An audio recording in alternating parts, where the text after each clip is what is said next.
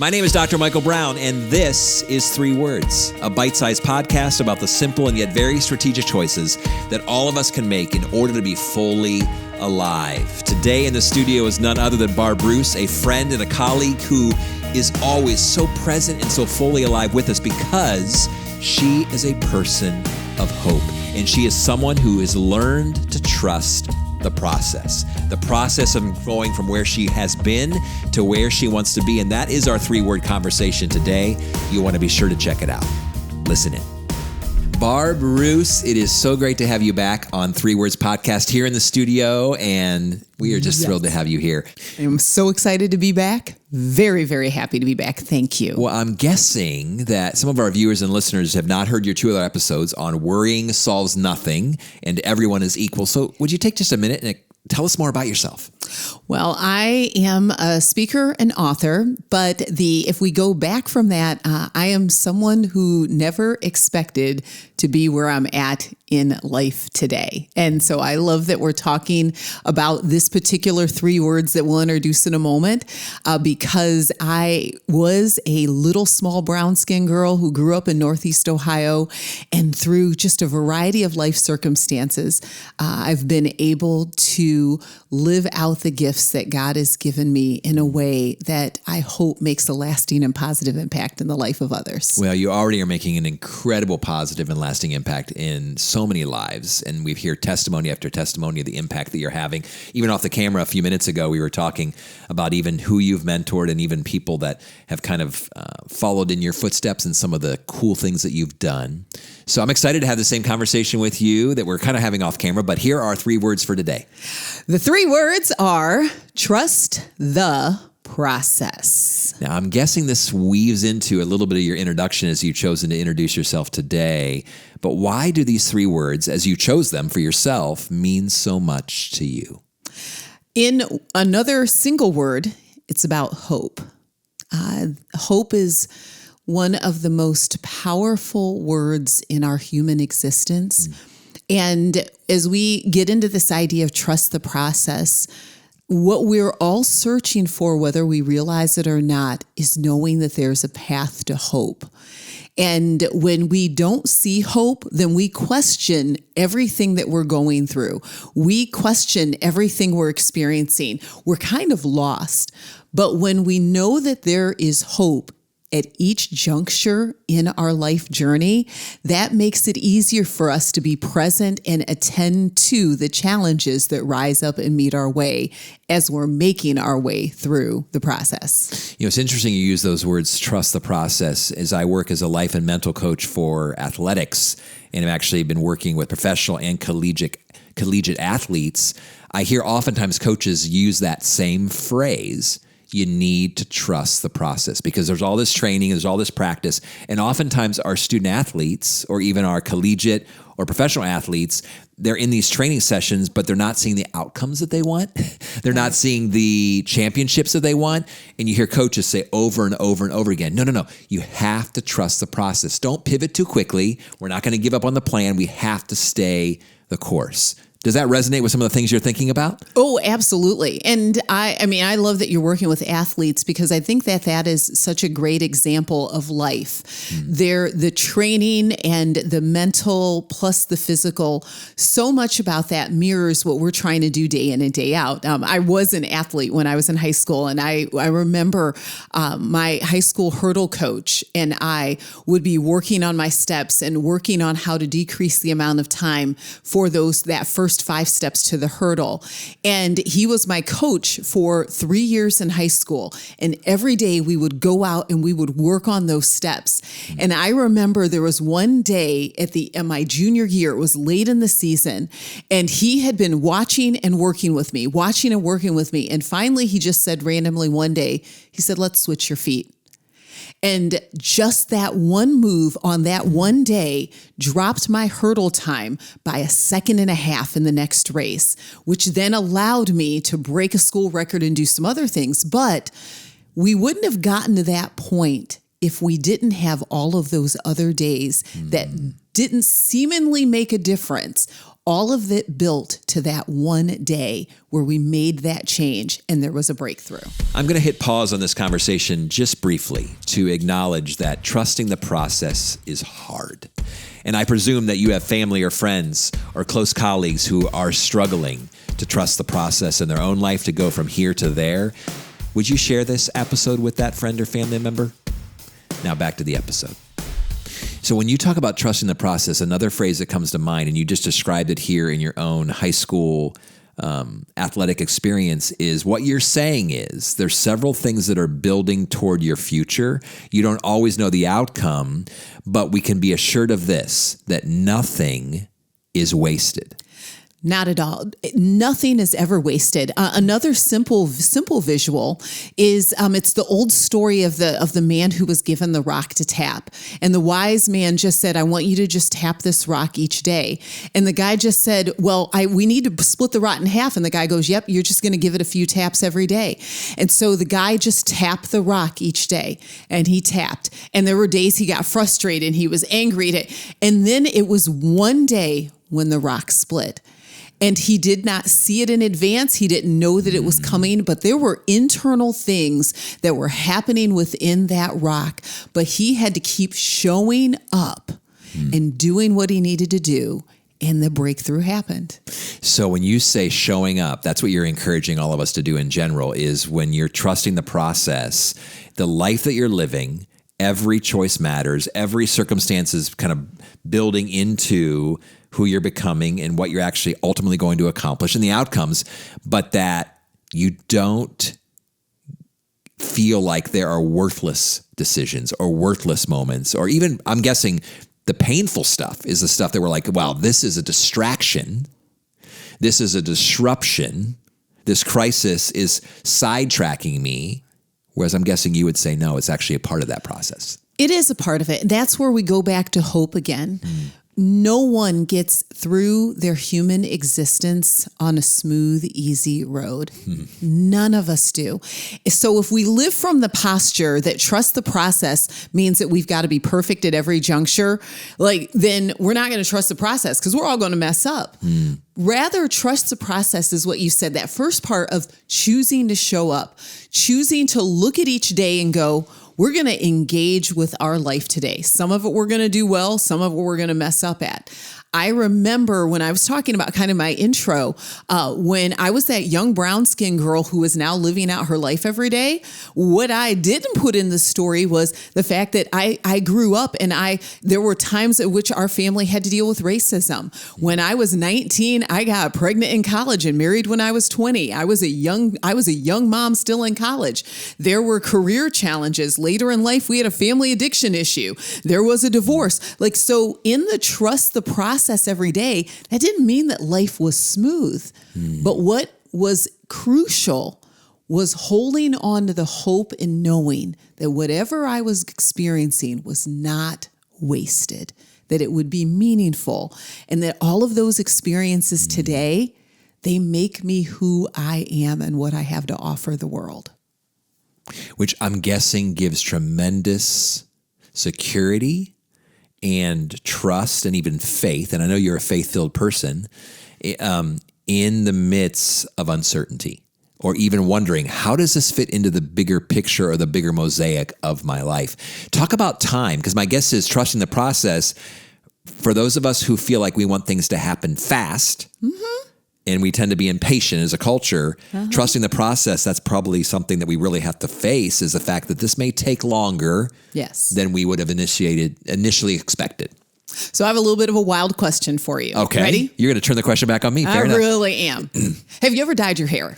I have never dyed my hair. Okay. So I may or may not have dyed my hair. I'm a black woman sitting here with blonde hair. What do you think? But when someone gets their hair dyed, the process of putting the developer and the color on the hair, it looks radically different, looks nothing like what the final hair color would be.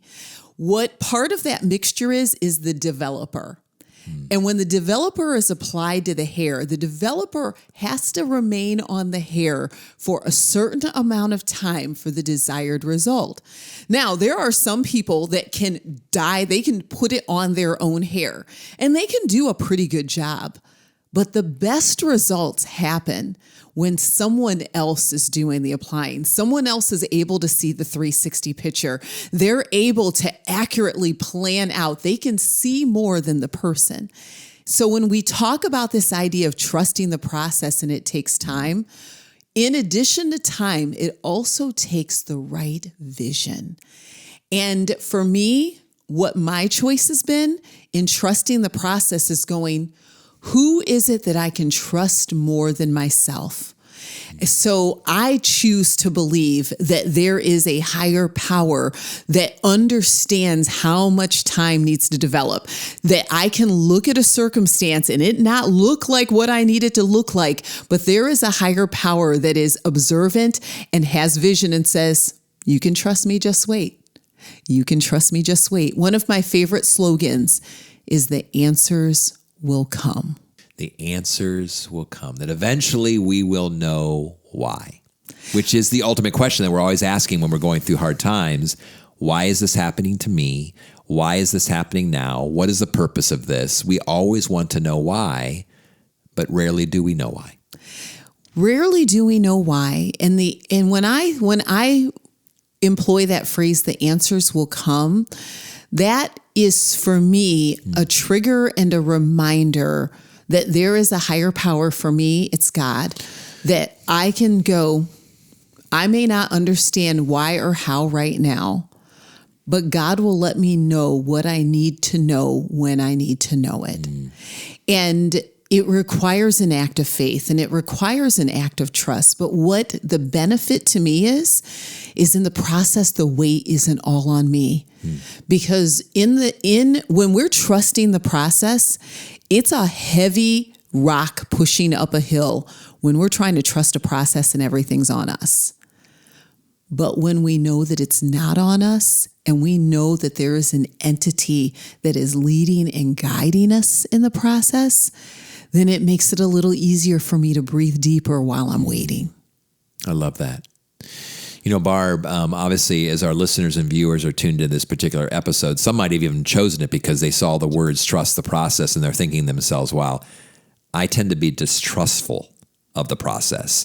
I'm guessing you have maybe some thoughts, some insights, some questions to ask and really think through, okay, how do we go from distrusting the process to feeling like things are being wasted, that crises and challenges and problems, and even as you talked about imperfections and failures and mess, you've used all those language. How do we lean in and begin to say, okay, I'm listening to Barb, I'm listening to Michael, I want to learn to trust the process. How does one do that? Well, it's not easy. Sure. And it really isn't. Some of what may provide a first step is recognizing where the foundation is at. I come from a place where I had trustworthy people in my life. That makes a huge difference. It makes a difference when you had at least one person that you can count on. So that would be my first step for someone. If you're in a section in your life journey and there's where you're at and where you want to be and you're not sure how to get there, the first is to have a trusted voice in your life. Because that trusted voice can be an anchor that you come back to. For some folks, they're going to start with having a faith trusted voice like God, or maybe it is a therapist, maybe it's a best friend, but there has to be a voice of someone that you allow to speak into your life. And then the next part for me is I look at it and I go, this area then, the process, I'm going to look at it like a bridge. And a bridge is what connects where I'm at to where I want to be. I hopefully know where I want to be. I guess we probably should say some of the problem with trust the process is people don't know where they want to end up. Yeah. So we need to know where we want to end up. But if you know where you end up, there are a number of questions that I believe are helpful to ask. And for lack of a better term, I'm going to call them the L questions. Okay. And I'm going to read them right here. But in that bridge, those bridge questions are, what can I learn at this stage? What's happening? What do I observe around me? What do I learn? What do I need to lean into? What is healthy and helpful? Lean into that. Who do I need to listen to? Some of the problem with our process, or we got too many people who are talking to us. So there's some boundaries that need to be employed. What do I need to let go of? Sometimes the process is about removing what no longer serves us. And we've got to have some courage there. That's the courage piece. And then finally, how do I want to leave that season? For me, I remember going through a very long season. It was a decade-long crisis in our family. And I just kept remembering, Barb, one day you're going to look back on this season. How do you want to leave that season? What do you want to remember about how you handled that season? And when I kept that in front of me, that was part of the motivation for how I managed myself each day. So what do I want to learn? What do I want to learn? What do I lean into? Correct. Listen. Who do I listen to? Yep. And how do I want to leave? Let go. And how do I want to leave? Wow. You got a great memory. But no, I've been listening. I'm so tracking. I'm curious as you think about those questions. Which of those have been most meaningful to you? Particularly, I mean, you used an incredible phrase just a second ago. You had a 10-year challenge. Now, when we talk about challenging seasons, people are like, yeah, that's been really a rough week. Or it's been a really rough month, or even during COVID, it's been a tough couple of years. You're saying you actually went through a season. It was a decade. That was a decade long where you needed to trust the process, not for a week, not for a month, not through COVID, but for 10 years. Which of those questions do you feel like most resonated with you during that time? I wish I could narrow it down to one, but when I look at these questions, all of them rose above, they reprioritized themselves depending on where I was at. In that 10-year process. In that 10 years. So there were times when what I had to learn, that was at the forefront. Often what I needed to let go of, that would pop up most often. As I thought about how do I want to leave that season, I remember that being toward the end when I knew that it was at some point going to end, even though I didn't know when, but I had learned enough in the process. I had lived enough in the process that it was no longer catastrophic. And so I was able to look forward. So each of those questions kind of pop up in intensity at different times. Well, I'm guessing, and that's very practical, those questions, I'm so glad that you shared them, because every one of us is going through a point in our lives where there's something going on that we need to trust the process. It could be small, it could be big, it could be decade, it could be a year. And so I really appreciate you providing those tracks to run on, at least those cues, as our listeners and viewers are thinking to themselves, I'm in the middle of a process. I'm in the process of becoming who I want to be. I'm in the process of becoming hopefully the better version of myself. I'm in the process of working through a variety of things in my life. And to be able to trust, and I love how you even framed it in the sense of making sure that we're trusting in something that's a little bigger, a little bit lasting, or even outside of ourselves. I like how you use that idea of the divine developer, because that's where you and I share a common faith in that life is bigger than all that we see and experience here, that there's a bigger plan at play. Yes. There's a bigger person, if I can use that term, with a capital P, who is guiding and leading us. And so we literally can, as you said, take a deeper breath and be okay with the fact that we're imperfect, that all is not always well, that there's mistakes happening and mess around us all the time. And yet there's going to come a day when, as you'd even described, we will know the answers. Very much so. So thank you so much for being with me today, and thanks for your insight. As always, Barb Roose. And if I can, even as we wrap up this conversation, I learned tonight, even before we went on camera, that you've written 8 different books, and a couple of them you said tie into this conversation on stress. Would you leave us with maybe how we can know what those are and where to order those? Well, thank you for asking, and thank you for having me. It is always a great conversation with you. And so I I have a variety of books and Bible studies. Tonight's content is in some ways inspired by my Surrendered Bible study. So this is a faith-based Bible study, surrendered, letting go and living like Jesus. And it is about facing tough seasons where we start in one direction and we end up in another. And how do we trust the process?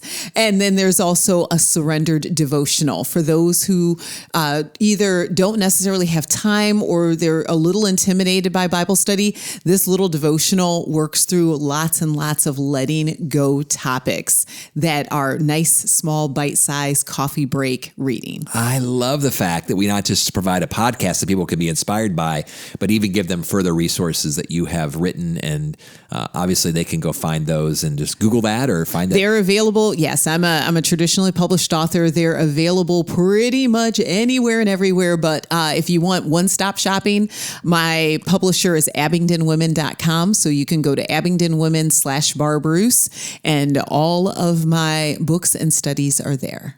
Wow. It's an honor to have a celebrity in the studio tonight with us at 3 Words Podcast. So thanks for sharing your wisdom. Thanks for sharing your life. And it's, again, great being your friend. Well, it is wonderful being your friend as well. Thank you. It's been a pleasure. For life coaching, consulting services, or to hire a keynote speaker, please visit dmbcoaching.com.